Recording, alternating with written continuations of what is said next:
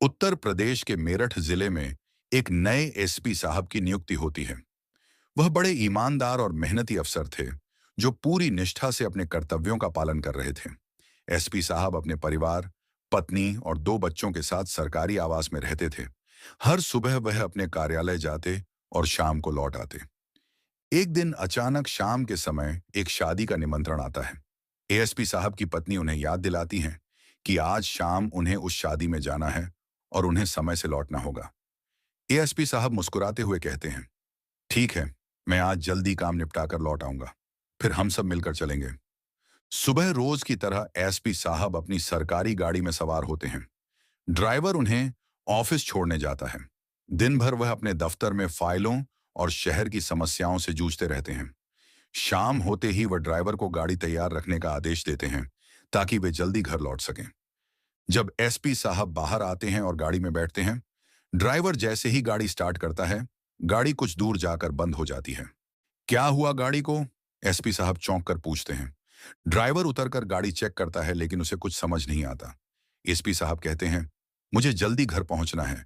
या तो यह गाड़ी तुरंत ठीक करवाओ या किसी और की गाड़ी लेकर मुझे घर छोड़ो। ड्राइवर दफ्तर में काम करने वाले एक अन्य कर्मचारी के पास जाता है, जिसकी निजी गाड़ी होती है। वह उससे गाड़ी मांगता है और कर्मचारी भी मदद करने को तैयार हो जाता है।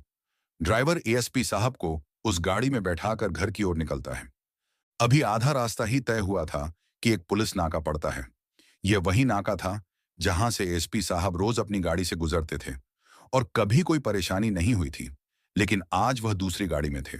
जैसे ही गाड़ी नाके पर पहुंचती है, पुलिस वाले गाड़ी को रोक लेते हैं और ड्राइवर से कागजात मांगते हैं।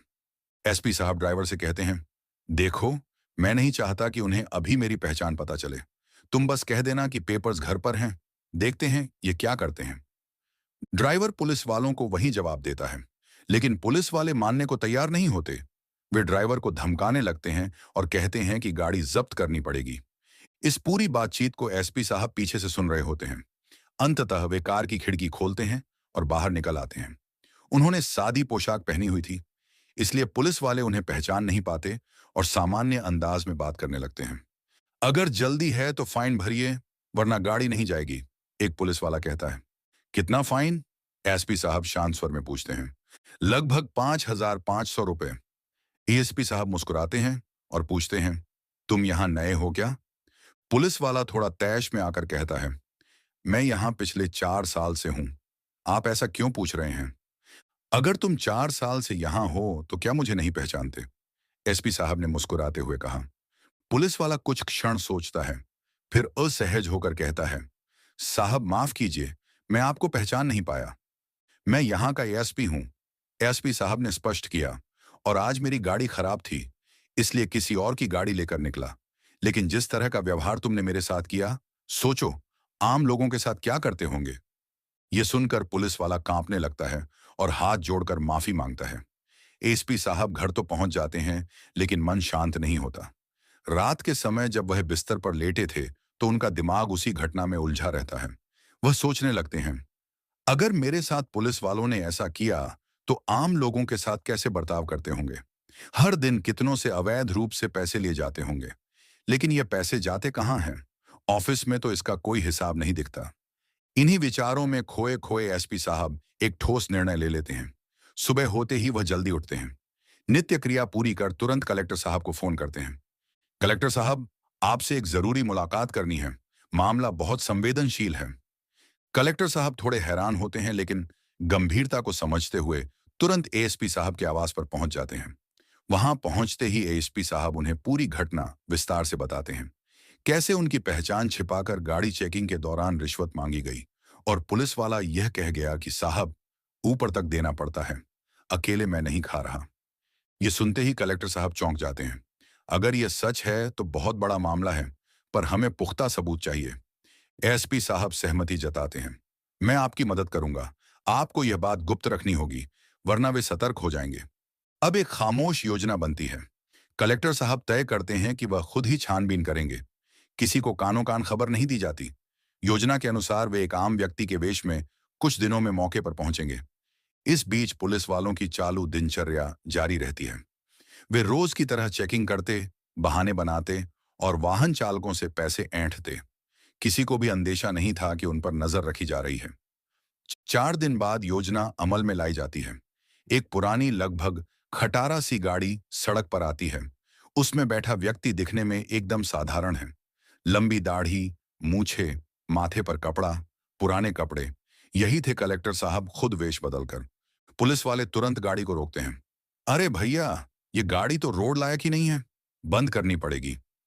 वह व्यक्ति हाथ जोड़कर विनती करता है, साहब, ये मेरे पिताजी की निशानी है, मत बंद करो, जो भी पैसे लगेंगे दे दूंगा, बस इसे आज के लिए जाने दो। पुलिस वाला कहता है, ठीक है, लेकिन 20,000 लगेंगे। आदमी गिड़गिड़ाता है, इतने पैसे नहीं है साहब, थोड़े कम कर दो। लाख मिन्नतों के बाद पुलिस वाला रिश्वत की रकम घटाकर 10,000 पर आ जाता है। आदमी अपने पास से पैसे निकालता है और चुपचाप उन्हें थमा देता है।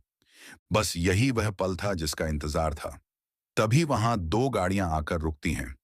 उनमें बैठी थी रिश्वतखोरी पकड़ने वाली विशेष टीम। वे उतरते हैं और पुलिस वाले का हाथ पकड़कर उसे हाथों पकड़ लेते हैं। एक विशेष केमिकल से हाथ को रंगा जाता है और हाथ तुरंत नीला हो जाता है। सबूत साफ था।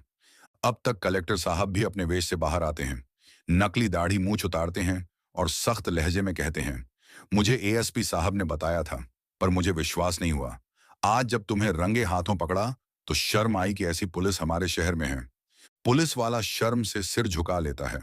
कलेक्टर साहब कहते हैं, सरकार की वर्दी पहनकर तुम लोगों ने उसे धब्बा बना दिया। आम आदमी कहां से लाएगा 10 से 20,000? क्या सिर्फ रिश्वतखोरी के लिए है तुम्हारा काम? एसपी साहब को भी इसकी पूरी जानकारी मिलती है और वे बेहद संतुष्ट होते हैं। उन्हें इस बात की खुशी थी कि उन्होंने सही वक्त पर सही कदम उठाया और एक बड़ा जाल तोड़ने की शुरुआत की। जांच तेज हो जाती है। कलेक्टर साहब और एसपी साहब की संयुक्त टीम बाकी पुलिस स्टाफ और ट्रैफिक चेक पोस्टों की छानबीन करती है। हर जगह से पुराने रिकॉर्ड, सीसीटीवी फुटेज और शिकायतें खंगाली जाती हैं। जल्द ही पता चलता है कि सिर्फ एक या दो नहीं, बल्कि पूरे नेटवर्क में कई लोग शामिल थे। नीचे से लेकर ऊपर तक रिश्वत की यह चैन चली जा रही थी। जो पैसे नीचे से वसूले जाते थे, वे कुछ हिस्सों में बंटकर ऊपर तक पहुंचते थे। अब सवाल था, क्या करना है? एसपी साहब और कलेक्टर साहब ने मिलकर 3 अहम कदम उठाए। पहले भ्रष्ट अधिकारियों को सस्पेंड किया गया। जो भी पुलिसकर्मी इसमें शामिल पाए गए, उन्हें तुरंत सस्पेंड कर दिया गया।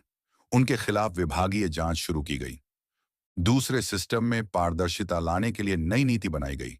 अब हर चेक पोस्ट पर कैमरे लगाए गए और सभी अधिकारियों को बॉडी कैमरा पहनना अनिवार्य कर दिया गया। तीसरी, जनता के लिए हेल्पलाइन और मोबाइल ऐप शुरू किया गया, जहां कोई भी व्यक्ति अगर पुलिस द्वारा परेशान किया जाए तो सीधे शिकायत दर्ज कर सकता था। इस पूरी प्रक्रिया ने मेरठ के आम नागरिकों को एक नया भरोसा दिया। उन्हें लगा कि अब प्रशासन उनके साथ है, ना कि उनके खिलाफ। कुछ ही महीनों में फर्क दिखने लगा। जहां पहले पुलिस देखकर लोग डर जाते थे, अब वे नियमों का पालन करते हुए खुद पुलिस की मदद लेने लगे। रिश्वतखोरी के मामले लगभग खत्म हो गए थे। जनता में चर्चा थी, कलेक्टर साहब और एसपी साहब जैसे अफसर अगर हर जिले में हो जाए तो देश में भ्रष्टाचार खुद ब खुद खत्म हो जाए। अंत में एक सोच की बात, इस कहानी में सिर्फ एक पुलिस वाला नहीं पकड़ा गया, बल्कि एक सोच, एक पुरानी आदत, एक गलत व्यवस्था को चुनौती दी गई। अगर एसपी साहब चाहते तो चुप रह सकते थे, अगर कलेक्टर साहब चाहते तो बहाना बना सकते थे, लेकिन उन्होंने ऐसा नहीं किया। उन्होंने चुना सच का साथ और बना दिया इंसाफ का रास्ता। आप क्या सोचते हैं? अगर आप प्रशासन का हिस्सा होते तो क्या इतना साहस दिखा पाते? अपनी राय जरूर बताइए और इस कहानी को उन लोगों तक पहुंचाइए जिन्हें यह सीख जरूर मिलनी चाहिए।